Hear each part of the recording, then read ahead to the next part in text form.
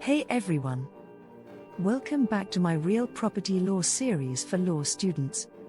Today, let's break down something every property law student needs to know: the Torrens system. Before Torrens, proving who owned land was messy. People relied on old deeds and paperwork, which could get lost or faked. The Torrens system changed all that. Now, the government keeps an official register that shows exactly who owns each piece of land. If your name is on that register, you're the legal owner, simple and secure. This system makes buying and selling property in Victoria much easier and safer, and it helps prevent fraud and endless paperwork. So next time you hear Torrens Title, just remember, it means guaranteed ownership backed by the state.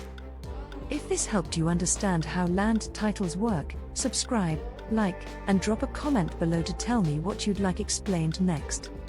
See you in the next video.